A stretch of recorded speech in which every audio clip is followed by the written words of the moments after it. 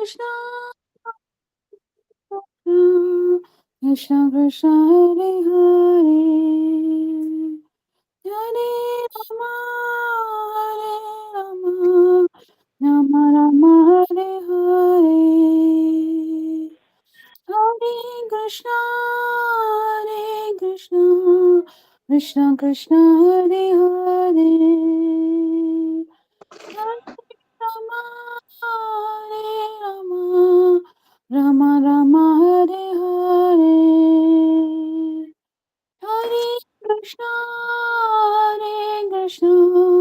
कृष्ण कृष्ण हरे हरे हरे रामा राम राम हरे हरे हरे कृष्ण कृष्ण कृष्ण हरे हरे हरे रामा राम राम हरे हरे हरे कृष्ण कृष्ण कृष्ण हरे हरे हरे रामा राम राम हरे हरे हरे कृष्ण कृष्ण कृष्ण हरे हरे हरे रामा राम राम हरे हरे हरे कृष्णा।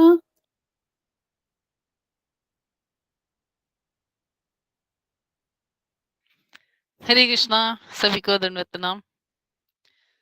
ओम नमो भगवते वासुदेवाय। ओम नमो भगवते वासुदेवाय। ओम नमो भगवते वासुदेवाय। नारायणं नमस्कृत्यं नरं चैव नरोत्तमं देवीं सरस्वतीं व्यासं ततो जयमुदीरयेत्। नष्टप्रायेषु अभद्रेषु नित्यं भागवत सेवया भगवती उत्तम श्लोके भक्तिर्भवती नष्ट की। ग्रंथराज श्रीमद् भागवतम की जय। शिल प्रभुपाद की जय। गुरु महाराज की जय। आप सभी भक्त वृंद की जय। हरे कृष्णा। तो श्रीमद् भागवतम के आज के सत्र में हम करेंगे स्कंद 1 अध्याय 1 मुनियों की जिज्ञासा श्लोक संख्या 12 से हम कर रहे हैं। शौनक आदि 88,000 ऋषियों ने सूत गोस्वामी को उत्तम गुरु जानकर उनसे कुछ प्रश्न पूछे। तो वो प्रश्न हमने पहले समझने का प्रयास किया। पहला प्रश्न था श्लोक संख्या 10 में। श्लोक संख्या 9 में जन साधारण के परम कल्याण के लिए क्या निश्चय किया है, क्या करने से हमारा परम कल्याण हो जाएगा, ये आप बताइए। दूसरा प्रश्न है कि जो वैदिक साहित्य है वो बहुत ही विस्तृत है, विस्तार इतना है कि हम उसको पढ़कर समझ नहीं पाते, तो कृपया उसका सार बताइए। तो आज श्लोक संख्या 12 में इसका तीसरा प्रश्न है। विष्णुपादाय कृष्ण पृष्ठाय भूतले श्रीमते क्रतुदास्य अधिकारी इति नामिने। कहते हैं सूत जानासि भद्रं ते भगवान सात्वतां पतिः देवकयां वासुदेवस्य जातो यस्य चिकीर्षया। हे सूत गोस्वामी, आपका कल्याण हो। आप जानते हैं कि पूर्ण पुरुषोत्तम भगवान देवकी के गर्भ से वासुदेव के पुत्र के रूप में किस प्रयोजन से प्रकट हुए। तो भगवान के प्रकट होने का प्रयोजन क्या है? एक्चुअली जैसा कि हमने पहले भी कहा, सबसे मुख्य प्रश्न क्या है? ब्रह्म क्या, ब्रह्म कौन, अर्थात तो ब्रह्म जिज्ञासा। तो ब्रह्म, भगवान या परमात्मा, जब तक हम इनके बारे में सही से जान नहीं पाएंगे तब तक हमारा कल्याण होने वाला नहीं है।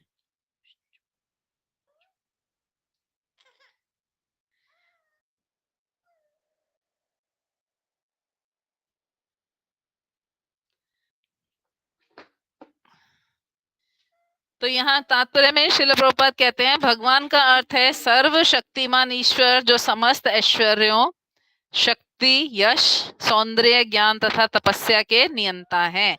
वे अपने शुद्ध भक्तों के रक्षक हैं। यद्यपि ईश्वर सबों पर संभाव रखने वाले हैं तो भी वे अपने भक्तों पर विशेष कृपालु रहते हैं। तो भगवान क्या है?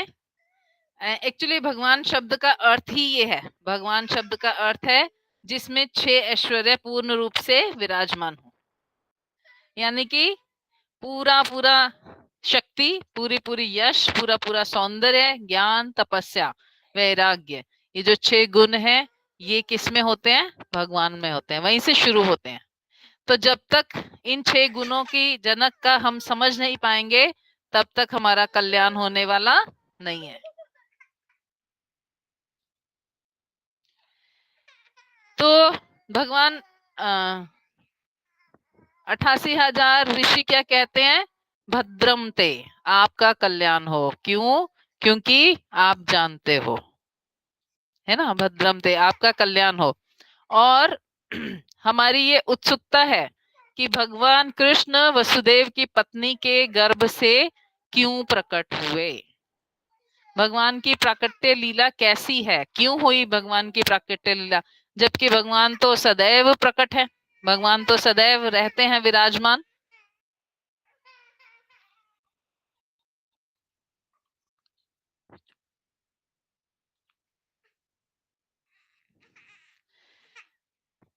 तो तीसरा प्रश्न क्या है? भगवान की प्रकट लीला क्यों हुई? भगवान की लीला तो सदैव चलती रहती है, परंतु ये कृष्ण रूप में भगवान ने प्रकट होकर इस लीला का कैसे विस्तार किया और इसको कैसे हम समझें? तो कहते हैं श्लोक संख्या 13 में इसको और क्लियर करते हैं। तन्ना सुषुषा नाम महर्षि अंग अनुवर्णितुम यस्य अवतारो भूतानाम क्षेमाय च भवाय च। हे सूत गोस्वामी, हम भगवान तथा उनके अवतारों के विषय में जानने के इच्छुक हैं। कृपया हमें पूर्ववर्ती आचार्यों द्वारा दिए गए उपदेशों को बताइए, क्योंकि उनके वाचन, श्रवण तथा कहने सुनने दोनों से ही मनुष्य का उत्कर्ष होता है। तो यहाँ ना केवल कृष्ण की प्रकट लीला, भगवान के और बाकी अवतारों की प्रकट लीला के बारे में भी आप हमें कुछ कुछ बताइए। तो यदि हम प्रश्न पूछें तो हमें प्रश्न पूछने का जो अभिप्राय है वो सामने रखना चाहिए कि हम किस वजह से ये प्रश्न पूछ रहे हैं। तो यहाँ कहा क्योंकि क्षेम होता है ना, भगवान के अवतार की लीलाओं को सुनने से हमारा कल्याण होता है। कहने और सुनने दोनों से कल्याण होता है। तो आप कृष्ण और उनके अवतारों की कथा हमें बताइए। तो ये बहुत महत्वपूर्ण है कि हम जो सवाल करें उस सवाल के पीछे हमारा अभिप्राय हमें पता हो क्या है। जैसा कि हमने पहले भी कहा कि हमें कभी भी चैलेंज करके प्रश्न नहीं पूछना, चैलेंज नहीं करना कि मुझे ये पता है, मैं देखता हूँ आप सही बताते हो कि नहीं बताते। यहाँ क्या है? प्रश्न क्यों पूछा जा रहा है? क्योंकि प्रश्न पूछने से और उत्तर सुनने से क्या होगा? क्षेमाय च भवाय च, मनुष्य की कल्याण होगा और आध्यात्मिक उन्नति होगी। तो हमारा प्रयोजन यदि सिद्ध नहीं है तो हम सही से प्रश्न पूछ नहीं पाएंगे। तो कृष्ण कथा, वासुदेव की देवकी के पुत्र क्यों बन के आए और उनके बाकी अवतार। यहाँ पे एक बहुत महत्वपूर्ण बात है कि जब भी हम किसी व्यक्ति से धार्मिक कोई बात करते हैं तो क्या कहते हैं? ये तो भगवान विष्णु के अवतार होते हैं। परंतु शौनक आदि 88,000 ऋषि सबसे पहले ही क्या बोलते हैं? कृष्ण के अवतार, है ना। हम भगवान तथा उनके अवतारों के विषय में सुनना चाहते हैं। तो शौनक आदि 88,000 ऋषियों को पता है भगवान कौन? ज्यादातर लोगों को पता नहीं है भगवान कौन, परंतु शौनक आदि 88,000 ऋषियों को कंफर्म है कि भगवान श्री कृष्ण हैं, वसुदेव और देवकी के पुत्र हैं। और उनका सबसे सुंदर गुण क्या है? अगले श्लोक में बताया गया। बहुत सुंदर श्लोक है। कहते हैं गुरु महाराज कहते हैं ये बहुत इंपॉर्टेंट श्लोक है, इसे मेमोराइज करके रखना चाहिए। आपन संस्कृतिं घोरां यन्नाम विविशो गृणन् ततः सद्यो विमुच्येत यत् विभेति स्वयं भयम्। आपन संस्कृतिं घोरां यन्नाम विविशो गृणन् ततः सद्यो विमुच्येत यत् विभेति स्वयं भयम्। जन्म तथा मृत्यु के जाल में उलझे हुए जीव यदि अनजाने में भी कृष्ण के पवित्र नाम का उच्चारण करते हैं तो तुरंत मुक्त हो जाते हैं, क्योंकि साक्षात भय भी इससे यानी भगवान के नाम से भयभीत रहता है। तो भगवान कृष्ण का नाम कितना सुंदर है और कितना महत्वपूर्ण है, यहाँ हम अनुभव कर सकते हैं। आपन्न संस्कृतिम घोराम, आपन्न यानी फंसा हुआ, आ पड़ा है, संस्कृति संस्कृति मतलब मृत्यु, जन्म मृत्यु के चक्र में, घोराम यानी अत्यंत उलझा हुआ है। ये एक हम कोई धागा लपेट रहे हों और वो उलझ जाए तो उसका कोना मिलना बहुत मुश्किल होता है। एक ऊन या एक धागा कोई भी उलझ जाए बुरी तरह से तो उसका कोना मिलना बहुत मुश्किल है। कोना मिल जाए तो फिर भी हम उम्मीद कर सकते हैं कि हम इसको सुलझा सकते हैं, परंतु यदि उसका कोई और छोर ही ना मिले तो उसको सुलझाने का कोई प्रयास किया नहीं जा सकता। तो ये जो भौतिक जगत है ना, जन्म मृत्यु का चक्कर है, इसका कोई छोर नहीं है, कोई किनारा नहीं है। अगर कोई व्यक्ति एक बार इसमें फंस गया तो फिर वो कभी भी निकल नहीं सकता, अपने प्रयास से वो निकल नहीं सकता। तो यहाँ क्या बहुत सुंदर बात कही गई है, आपन्न संस्कृतिम घोराम, कोई घोर इस घोर भौतिक जगत में जन्म मृत्यु के चक्र में फंस गया है और वो क्या करता है, यन नाम विवशो गृणन, विवशता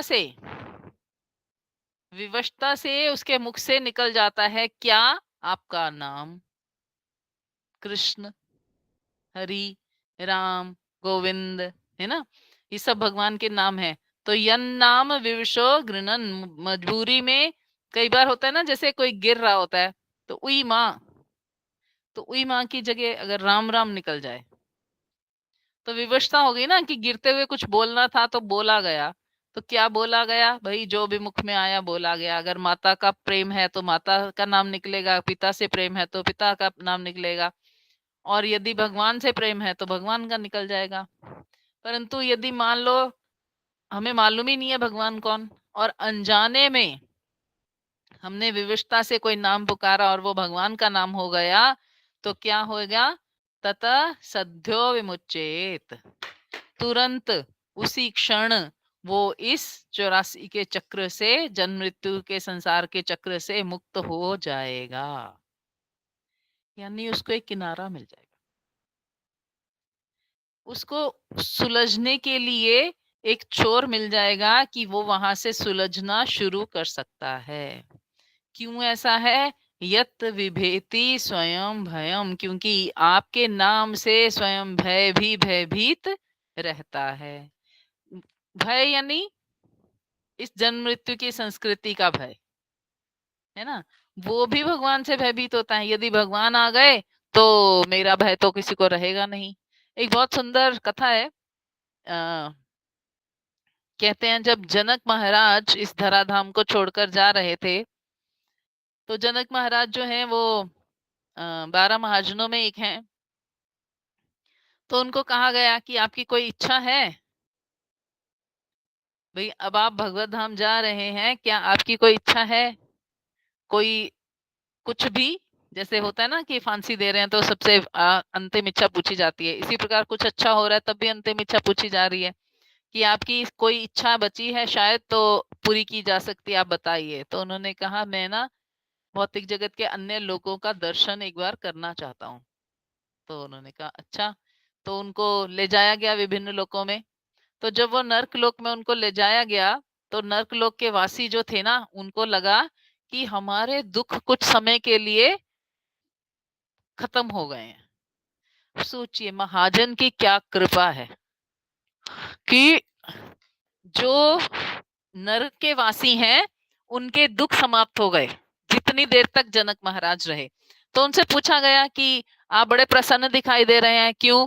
तो उन्होंने कहा इसलिए प्रसन्न दिखाई दे रहे हैं कि कुछ समय के लिए हमारे कष्ट हम भूल गए हैं। अच्छा, कष्ट भूल गए हो, ये तो बड़ी विचित्र बात है। तो क्यों भूल गए? कहते पता नहीं कोई पुण्य आत्मा नरक में आई है, इसीलिए ऐसा हुआ। अब जनक महाराज को ये बात पता चली कि मेरे यहाँ आने से नरक के वासियों का कष्ट जो है वो दूर हो गया कुछ क्षण के लिए।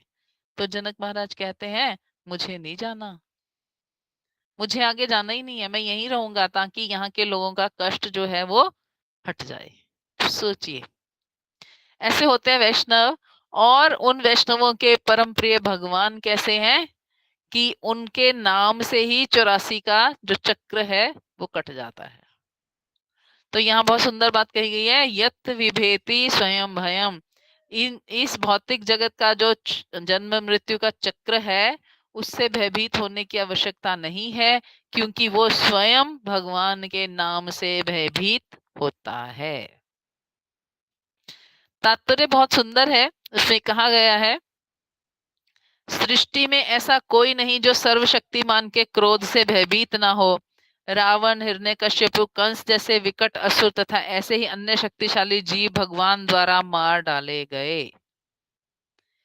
अब सोचिए भगवान कितने शक्तिशाली हैं। हमने पहले किया सारी वीरता, सारी शक्तियां भगवान से ही प्रकट हैं, इसीलिए तो भगवान कौन? भगवान कृष्ण। तो भगवान कौन यदि हमें समझ में आ गया तो हमारा कार्य सिद्ध हो गया। जिससे सारी शक्ति प्रकट होती है वही भगवान।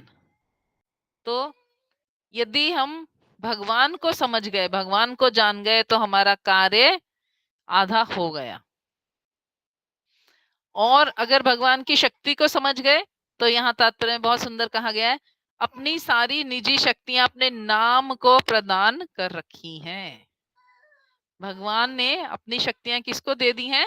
अपने नाम को, क्योंकि कलयुग में नाम ही उनकी पहचान है। तो कहते हैं प्रत्येक वस्तु उनसे संबंधित है और प्रत्येक वस्तु की पहचान उसमें ही निहित है। यहाँ पर कहा गया है कृष्ण के नाम से साक्षात भय तक भयभीत रहता है। यह इस बात का सूचक है कि कृष्ण का नाम कृष्ण से अभिन्न है। कृष्ण का नाम कृष्ण से अभिन्न है। अभिन्नत्व नाम नामी नाम।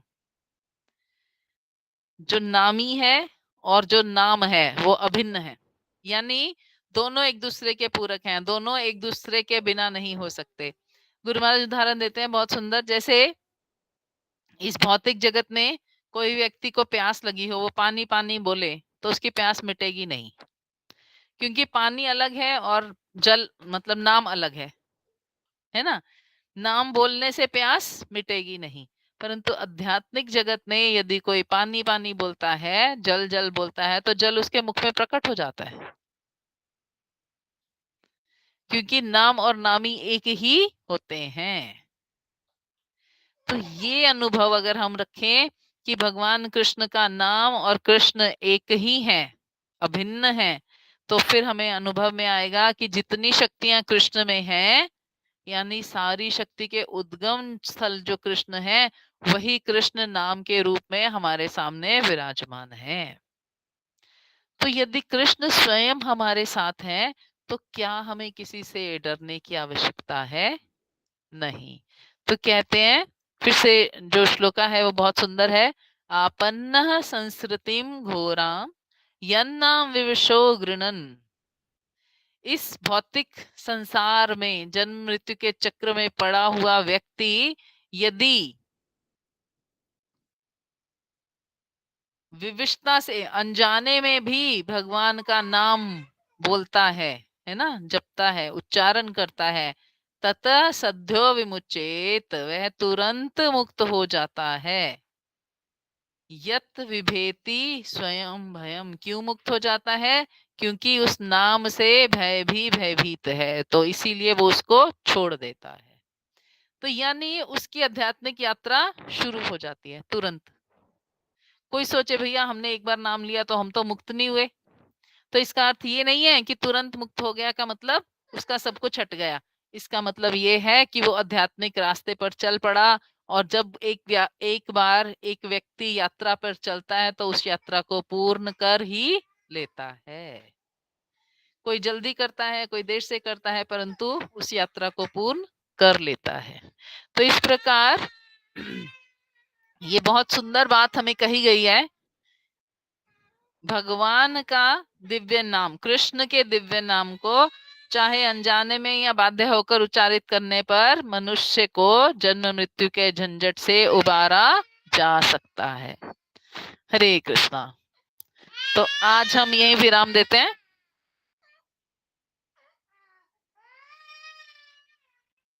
सॉरी, किसी का कोई प्रश्न है तो रख सकते हैं।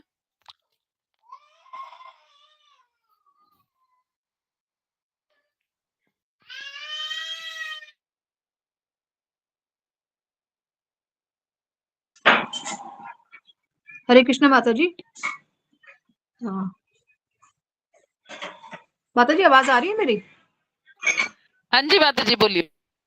माता जी, जैसे जनक महाराज जैसे गए थे वहां पे मृत्यु लोक में, तो मतलब वो जितने टाइम मर्जी तक वो मृत्यु लोक में रह सकते थे, मतलब उनको ये वरदान था कि वो उनको जाने का टाइम भी आ गया, लेकिन उन्होंने वहां का मांगा और वो वहीं पे रह गए। तो मतलब उनको भगवान से मतलब था अनुमति कि आप रह सकते हो, मृत्यु लोक में भी रह सकते हो आप। यस माता जी, बिल्कुल अनुमति थी। जो महाजन होते हैं, महान जन है, साधु ऋषि, भगवान के भक्त, वो कहीं भी रह सकते हैं। जैसे प्रहलाद महाराज ने भी भगवान को कहा था कि मैं तब तक इस भौतिक जगत में रहना चाहता हूँ जब तक एक भी व्यक्ति यहाँ है।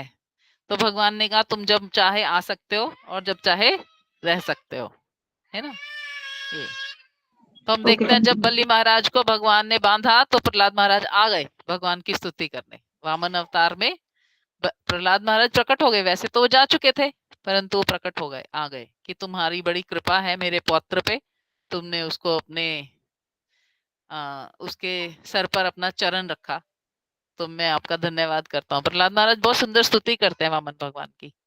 तो इससे हमें पता चलता है कि जो भगवान के भक्त होते हैं वो कभी भी कहीं भी आ जा सकते हैं। हरे कृष्णा। थैंक यू माता जी, दंड प्रणाम माता जी। धन्यवाद। तो हम यही विराम देते हैं। वंशा कल्पतरुभ्यश्च कृपा सिन्धुभ्येव च पतितानां पावनेभ्यो वैष्णवेभ्यो नमो नमः। अनंत कोटि वैष्णव वृंद की जय, शिल प्रभुपाद की जय, गुरु महाराज की जय, आप सभी भक्त वृंद की जय। हरे कृष्णा। सभी को धन्यवाद।